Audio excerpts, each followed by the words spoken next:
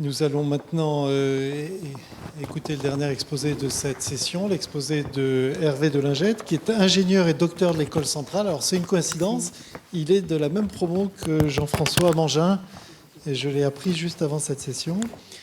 Il a étudié à l'Institut de robotique de l'Université de Carnegie Mellon aux États-Unis, puis au laboratoire de recherche de NTT au Japon, avant de rejoindre INRIA Sophia Antipolis, où il est aujourd'hui directeur de recherche au sein de l'équipe Asclepios. De 2005 à 2010, il a coordonné l'action INRIA d'envergure nationale CardioSense 3D sur la modélisation cardiaque. Et en 2012, il a présidé le comité de programme de la conférence internationale MICAI, qui est la première conférence en imagerie médicale computationnelle. Son principal domaine de recherche concerne la segmentation d'images à partir de modèles explicites de forme, ainsi que la modélisation biophysique personnalisée à partir d'images médicales. Il est impliqué depuis de nombreuses années dans le développement de la simulation médicale interactive pour la formation. Et Hervé Delingette a publié sur tous ces sujets de nombreux articles influents dans des revues internationales prestigieuses. Merci Nicolas. Mesdames et messieurs, bonjour. Donc effectivement, on va quitter en fait le monde fascinant de la morphométrie cérébrale pour revenir en fait à l'algorithmie de la segmentation des images médicales que Nicolas Ayache a abordé dans son cours. Et donc en fait, comme vous le savez, en fait, il y a des milliers d'images qui sont acquises, des images médicales qui sont acquises tous les jours dans les hôpitaux et qui font l'objet d'une inspection visuelle par les praticiens hospitaliers. Et donc cette inspection visuelle, en général, prend quelques minutes. Elle permet d'établir un diagnostic ou effectuer une planification de la stratégie opératoire, mais ne permet pas une quantification en fait, de la forme ou du volume des structures anatomiques ou pathologiques. Donc pour cela, pour arriver à cette quantification qui permet d'aller vers une médecine plus personnalisée et aussi plus prédictive, il faut aller plus loin que la simple inspection visuelle, il faut aller vers le contourage précis des structures dans les images. Alors pour cela, en fait, c'est un travail qui est extrêmement fastidieux si il devait être fait à la main par un praticien. Et donc, c'est une tâche qui requiert l'utilisation d'un ordinateur. Et donc, c'est ce qu'on appelle la segmentation d'images computationnelle. Alors, donc, l'objet de ma présentation, ça va être d'explorer différents algorithmes de segmentation d'images de manière complémentaire à celle présentée précédemment, et de faire ressortir en fait les indices visuels utilisés pour effectivement faire ressortir, pour contourer en fait ces structures visibles à l'image. Donc je vais prendre pour illustrer cela deux exemples un peu extrêmes. Le premier concerne la segmentation ici de cette structure que vous voyez au centre, qui est en fait les poumons dans une image scanner du thorax. Et vous comprenez bien que pour pouvoir isoler cette structure dans l'image, il suffit en fait de comparer les intensités entre la région sombre, correspondant donc à l'air présent dans les poumons, et la région grise adjacente. Donc ici, l'information d'intensité et l'information prépondérante pour pouvoir effectuer cette segmentation. Et de manière en fait ici complémentaire, ce que vous voyez à l'écran, c'est l'extrait d'une image du thorax, une image scanner du thorax, pour laquelle il ne semble pas qu'il y ait de frontières visibles présentes dans cet extrait d'image. Pourtant, en fait, il y a une frontière qui est visible ici et qui peut sembler en fait difficile à interpréter, basée uniquement sur l'intensité. Donc, pour pouvoir interpréter cela, il faut prendre un peu de recul et inspecter ce qui se passe au niveau de l'organe entier. Ici, il s'agit donc du foie. Et on comprend bien donc pour pouvoir ici isoler le foie dans cette image, il ne suffit pas de regarder uniquement l'intensité, mais de prendre en compte l'information de forme, qui permet ici de distinguer donc le foie des muscles intercostaux qui ont une intensité similaire. Donc j'espère vous avoir convaincu que les deux piliers de la segmentation d'image, c'est donc l'apparence et la forme. Et donc on va explorer plusieurs, de manière non exhaustive en fait, des algorithmes de traitement d'image qui vont faire intervenir de manière plus ou moins importante, à divers degrés, en fait, cette information d'intensité et de forme. Donc cette barre ici qui apparaît donc à l'écran va être un peu le guide, le fil d'Ariane en fait, de mon exposé.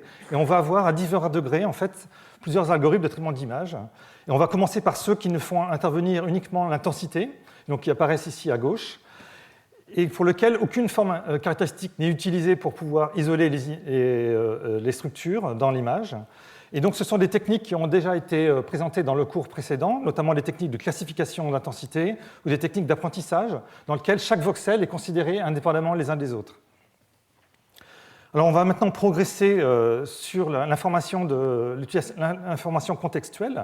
On va considérer une situation intermédiaire dans laquelle on va utiliser l'information des voxels, mais aussi une information de connexité et de régularité. Donc c'est le cas, par exemple, d'algorithmes de type morphologie mathématique ou encore de type de champ de Markov. Alors pour pouvoir, donc je vais un peu rentrer dans le détail de ces algorithmes, et pour le faire, en fait, je vais vous proposer une grille de lecture qui va utiliser deux critères orthogonaux. Donc tout d'abord, on va essayer de regarder les algorithmes qui utilisent des représentations basées sur l'image, c'est-à-dire qu'en fait, on va essayer de représenter les régions. Et donc à chaque voxel, on va lui associer une étiquette. Et de manière duale, on peut s'intéresser aussi aux représentations qui s'intéressent aux frontières entre ces régions. Alors une autre grille de lecture des différents algorithmes, c'est de regarder de manière orthogonale par la formulation discrète, c'est-à-dire quelle grandeur on essaie d'optimiser, si ce sont des grandeurs qui sont à caractère en fait discrète, c'est-à-dire à valeur dans des entiers naturels, ou alors des formulations continues qui sont à valeur en fait, dans l'espace des réels. Alors, donc on va cheminer, en fait, on va passer à travers, en revue en fait, certains algorithmes. On va commencer par l'algorithme de coupure de graphe. C'est un algorithme en fait, qui constitue une avancée majeure dans la segmentation d'images dans les années 2000. En fait, cet algorithme a permis de résoudre de manière exacte et de manière efficace des problèmes qui, auparavant, c'est-à-dire quelques années avant, nécessitaient en fait, des grandes puissances de calcul et qui n'autorisaient que une approximation, en fait, une optimisation partielle. Alors, on va ensuite regarder de manière beaucoup plus rapide des algorithmes qui sont basés sur des lignes de niveau ou encore des contours ou des surfaces actives. Alors maintenant, on va rentrer un peu plus dans le détail de ces algorithmes de coupure de graphe. Donc, on va donc introduire cette notion de graphe. Donc, ce que l'on connaît, donc, c'est une image. Une image, en fait, c'est une grille structurée de voxels. Et donc, on va pouvoir déterminer naturellement, à partir de cette grille structurée, un graphe.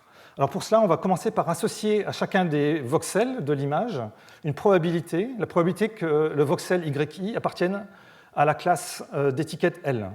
Et on va aussi associer à deux voxels adjacents, on va donc associer la probabilité d'appartenir à deux étiquettes L et M.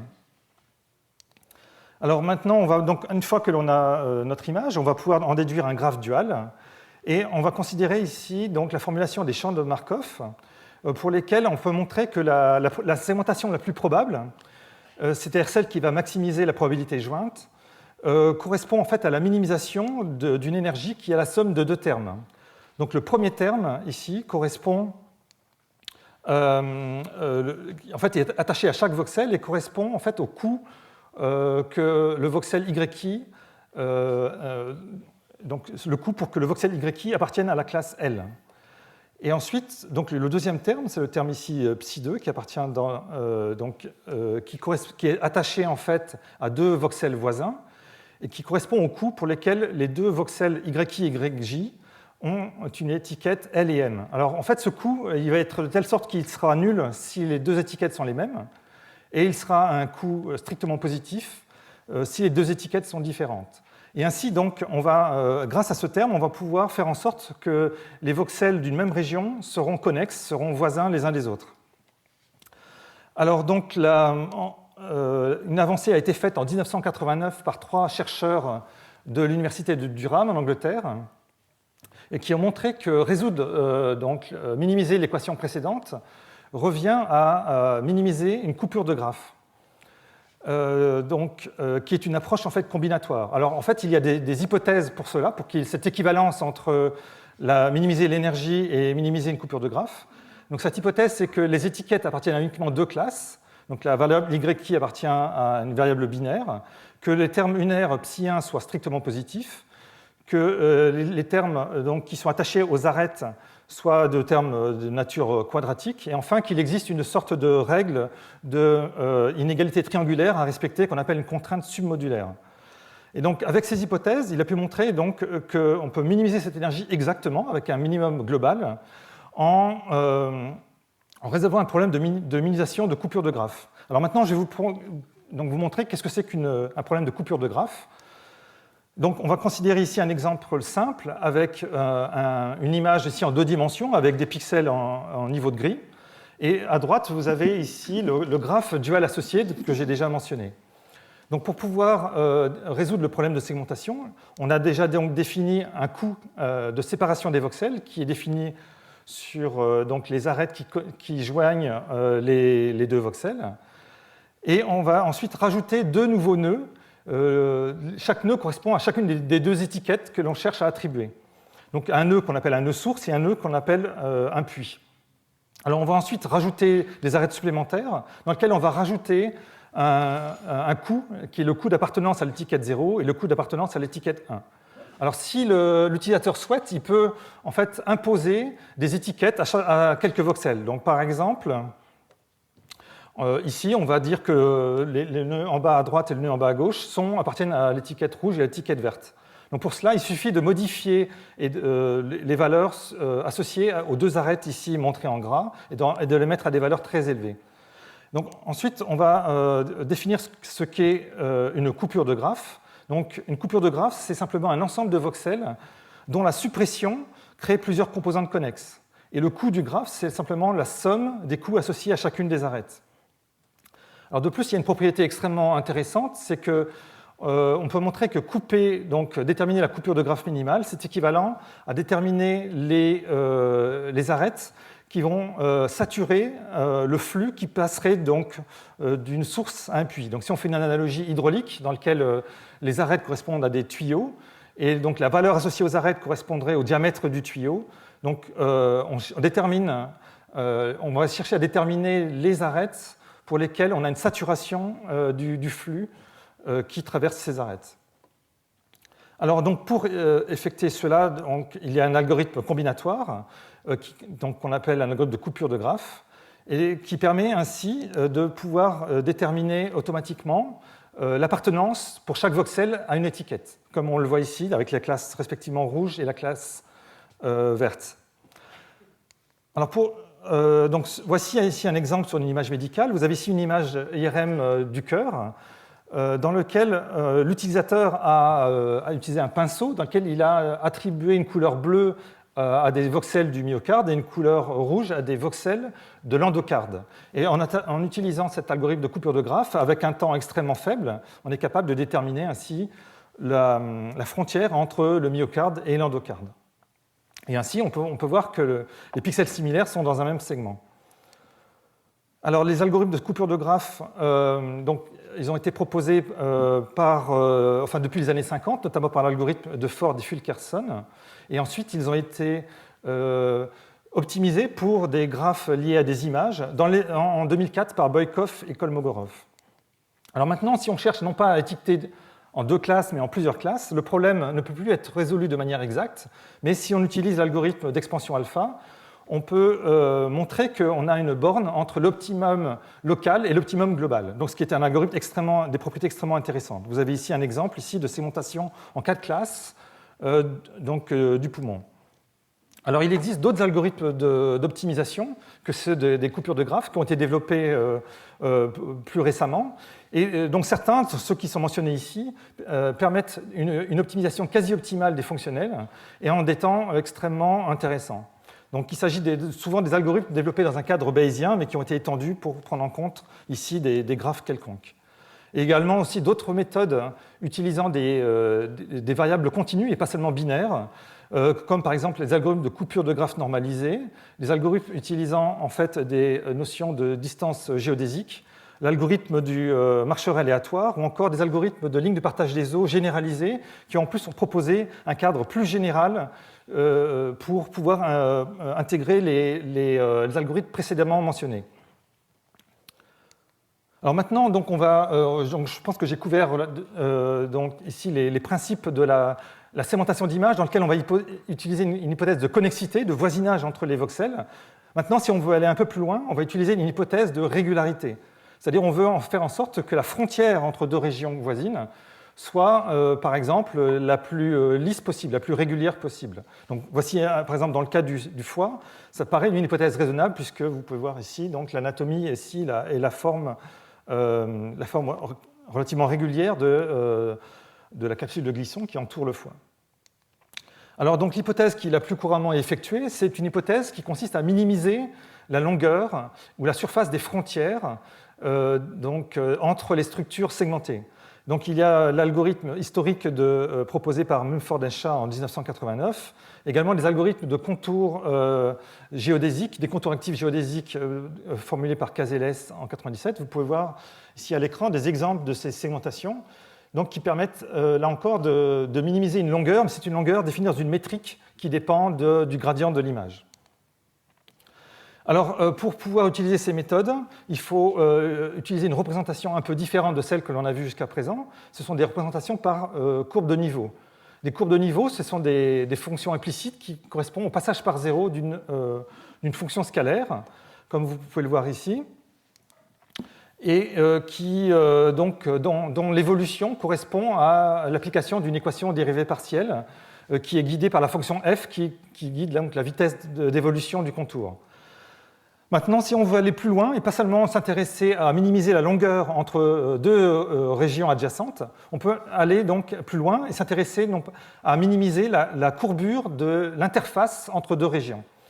Donc pour cela, il faut utiliser une représentation qui est différente puisqu'on rencontre souvent des problèmes numériques lorsqu'on veut faire cela avec des courbes de niveau. Donc il faut utiliser cette fois-ci une représentation qui est explicite. Donc par exemple ici, on représente explicitement la forme de la tête en 2 dimensions dans cette image IRM. Donc c'est-à-dire on part un ensemble de points, une ligne polygonale ou un ensemble de courbes splinées. Donc maintenant, cet exemple ici montre la différence entre minimiser la longueur du... Pardon. Si je peux activer la vidéo. Ah, ça n'a pas l'air de vouloir s'activer. Ah, pardon. D'accord.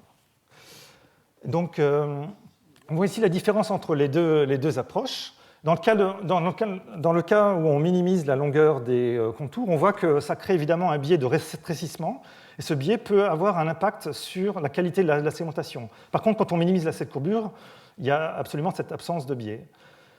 Voilà, donc en fait, on a fait ici le tour extrêmement rapide et de manière non exhaustive des méthodes de segmentation qu'on pourrait appeler assez bas niveau, puisqu'en fait on utilise des hypothèses extrêmement simplistes de connexité, voire de régularité des frontières. Maintenant, si on veut aller plus loin, donc je vais poursuivre un peu mon exploration des algorithmes de segmentation, on va utiliser cette notion de forme. Donc cette notion de forme, l'exemple, c'est par exemple les méthodes que Nicolas Ayache aussi a présentées dans son cours, qui utilisent des atlas. Alors, maintenant, donc, il existe aussi une autre approche qui, celle-ci, utilise des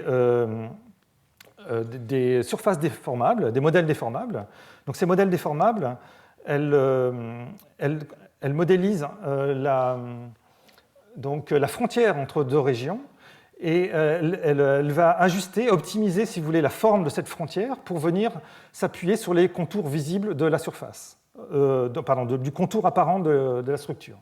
Voilà, donc c'est ce qu'on appelle la formulation par modèle déformable. Donc c'est celle que je vais développer par la suite.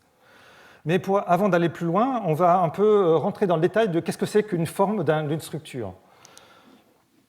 Alors, la forme d'une structure, elle peut se définir de plusieurs manières. La première manière, on peut la définir de manière extrinsèque ou encore de manière intégrale, en disant qu'une forme, c'est une instance, un objet, avec lequel on va lui appliquer des transformations de l'espace de plongement de cette forme. Donc, un exemple de ces groupes de transformation, c'est les transformations rigides. Donc, je vais vous montrer ici un exemple très simple. Vous avez donc ici la forme de la tête, dans laquelle on va lui appliquer de manière successive des transformations rigides. Vous allez voir donc successivement une translation, une rotation de la forme. Et donc, en fait, on va dire que deux objets ont la même forme s'il existe une transformation rigide qui permet de faire une correspondance entre l'objet A et l'objet B. Donc voilà ici une définition relativement classique de la forme. Mais on peut aller un peu plus loin, c'est-à-dire au lieu d'utiliser une instance, on peut aussi essayer d'utiliser une moyenne de l'objet. Donc par exemple ici, vous avez un foie au centre, qui correspond en fait à une forme moyenne d'une douzaine de foies qui ont été extraits à partir de l'imagerie scanner donc de l'abdomen. Et donc en considérant non seulement donc, le modèle moyen du foie, mais aussi la variabilité autour de cette moyenne, et en lui attachant un groupe de transformation rigide, par exemple, on va développer ainsi un espace de forme qui va être très utile pour pouvoir contraindre les résultats des segmentations. Donc il y a nombre d'algorithmes de segmentation d'images qui utilisent une contrainte de forme, qui utilisent cet espace donc constitué d'une forme moyenne, d'une variabilité et d'un groupe de transformation rigide. Alors une autre façon de définir la forme, c'est de manière ici intrinsèque, c'est d'utiliser des notions différentielles. Donc par exemple ici pour une surface de codimension 1, en fait, on va utiliser des éléments différentiels d'ordre 1, ce qu'on appelle la métrique, et d'ordre 2, qu'on appelle la courbure. Donc, pour vous donner des exemples, si on considère le cas des courbes planes dans un domaine continu, la métrique va correspondre à ce qu'on appelle l'abscisse curviligne, S, qui va être une paramétrisation globale du contour. Et on va aussi définir une courbure. Et donc, dans le cas présent, en fait, on va pouvoir définir une fonction entre la courbure et l'abscisse curviligne. Donc, vous avez ici un exemple d'une courbe plane, qui est ici, qui peut être représentée de manière intrinsèque par la fonction entre la courbure et l'abscisse curviligne. Il se trouve ici que ce sont une courbe qui est particulière, qu'on appelle une spirale de Cornu, et qui est caractérisée par une relation linéaire entre la courbure et l'abscisse curviligne. Alors ça c'est pour les courbes planes, dans lesquelles c'est relativement sympathique. Pour les surfaces tridimensionnelles, il faut aussi utiliser une information de métrique et de courbure qu'on appelle la première et la seconde forme fondamentale. Alors la différence, c'est que cette fois-ci, il n'y a pas de paramétrisation globale des surfaces, et donc on ne peut pas avoir une relation fonctionnelle simple entre on va dire une variable qui caractérise la métrique et la courbure. Alors maintenant, on va s'intéresser au cas discret, et donc au cas discret pour des courbes. Alors dans le cas discret pour des courbes, c'est ce qu'on appelle des courbes polygonales, c'est-à-dire une succession donc, de points dans le plan. Et en fait, on peut caractériser là aussi par deux grandeurs la forme de la structure de l'objet. En fait, on va utiliser tout d'abord une information qu'on appelle métrique, qui va contrôler la distance relative d'un point par rapport à ses deux voisins, comme ici. Donc là, ici, on change uniquement le paramètre métrique. Et de manière orthogonale, il y a pour pouvoir caractériser la courbure, on va utiliser l'angle fait donc par les deux segments adjacents. Et cet angle va contrôler la hauteur du point par rapport au segment formé par ses deux voisins. Voilà, donc là encore, on a une formulation relativement simple et on peut caractériser de manière intrinsèque la forme de ces courbes polygonales. Donc la question qui se pose, c'est est-ce que maintenant on peut utiliser cette formulation intrinsèque pour représenter des surfaces tridimensionnelles discrètes?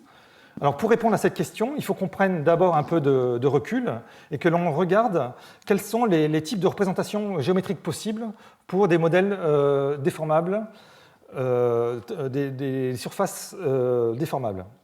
Donc, je vais vous montrer ici une taxonomie, là encore, non exhaustive. Mais on peut d'abord distinguer des modèles qui sont définis dans l'espace continu, avec des représentations explicites, comme par exemple des courbes splines ou des maillages par éléments finis, ou encore des représentations implicites, comme les courbes de niveau que l'on a vues précédemment. Maintenant, si on bascule dans le monde du discret, donc il est constitué principalement de maillages, dans lequel on a par exemple des maillages triangulaires ou encore des maillages simplexes.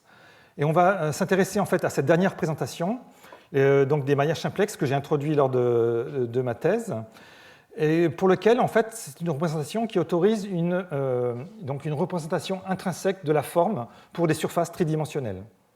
Alors, donc, vous allez me poser la question, qu'est-ce que c'est qu'un maillage simplex? Donc, vous avez ici peut-être le premier maillage simplex que vous voyez de votre vie, encore que, on verra que ce n'est pas nécessairement vrai.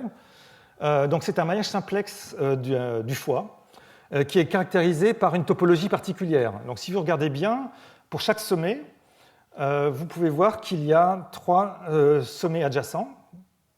Okay, donc ça, c'est vrai pour chacun des sommets visibles à l'écran. Et d'autre part, ce maillage simplex est constitué d'un certain nombre de faces. Alors ces faces, ce sont des lignes polygonales, et ce sont des faces qui ne sont pas nécessairement planes. Elles peuvent être incurvées. Alors une autre caractéristique de ces maillages simplex, c'est que si vous regardez bien aussi, chaque sommet est entouré de 3 faces. Et donc, si on associe à chacune de ces faces un sommet, on peut construire ainsi une triangulation duale du maillage simplex. Donc, vous voyez ici à gauche un exemple de cette dualité en termes de graphe, ce qu'on appelle une dualité topologique entre un maillage simplex et une triangulation. Et voici ici la triangulation duale du maillage simplex. Alors, une dernière propriété intéressante des maillages simplex, c'est le fait qu'elles représentent ce qu'on appelle des variétés topologiques. Et donc, par exemple, ici, on a un exemple d'un maillage dont chaque sommet a 3 voisins, mais pour lequel on ne représente pas une variété topologique. Alors, je disais que ce n'est pas forcément le premier maillage simplex que vous avez rencontré dans votre vie, puisqu'il y a un objet qui est très couramment rencontré, un ballon de football par exemple, qui est un exemple d'un maillage simplex constitué de 12 pentagones, un certain nombre d'hexagones. Alors avec une note un peu plus scientifique, vous avez également des molécules, donc une forme stable du carbone qu'on appelle les fullerenes, qui ont été découverts en 1985 par des chimistes anglais et américains. Vous avez en fait, sur une note un peu plus artistique, vous avez les magnifiques statues d'une sculptrice italienne appelée Rabarama, et donc qui a modélisé des personnages avec des maillages simplex et qui ont été d'ailleurs exposés pas très loin d'ici.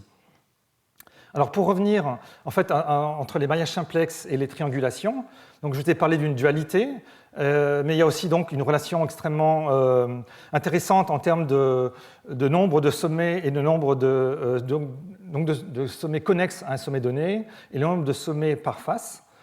Donc j'ai déjà mentionné le fait que les faces ne sont pas forcément planes. Alors, ce qui est intéressant, c'est que ces faces peuvent être constituées de ce qu'on appelle une surface minimale, qui est de courbure moyenne nulle, alors que pour les triangulations ont des faces planes, qui sont de courbure gaussienne nulle.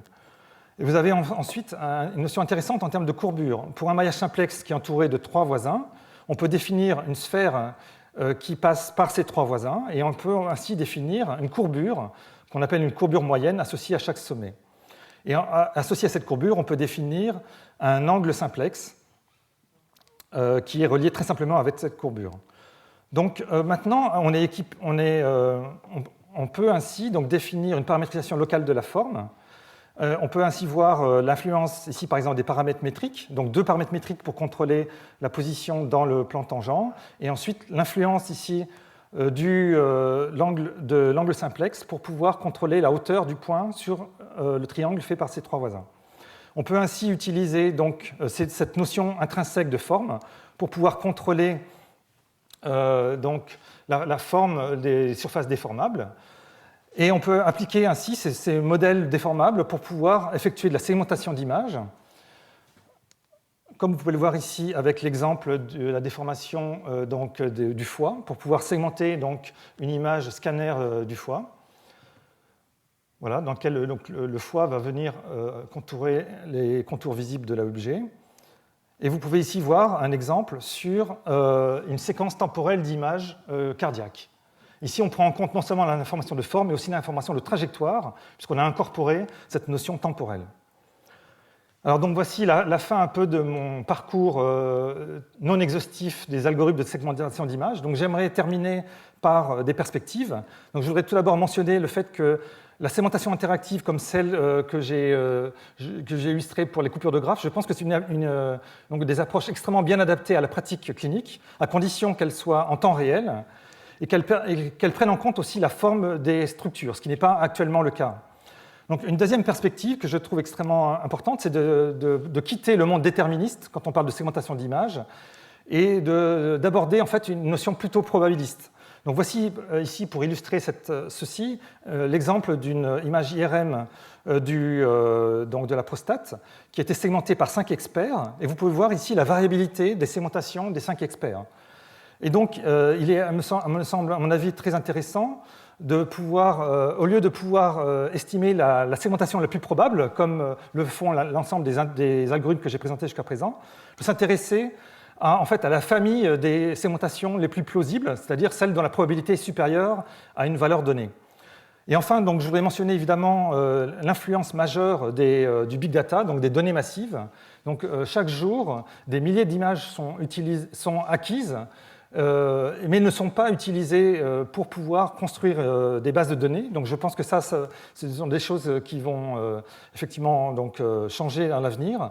Et je pense que le fait que l'anatomie de l'homme étant en fait, et sa variabilité étant finie, on va pouvoir, dans un avenir proche, utiliser la puissance des ordinateurs, mais aussi les avancées en algorithmie, pour pouvoir explorer et cartographier en fait, l'espace des formes et de l'apparence des structures visibles dans les images médicales.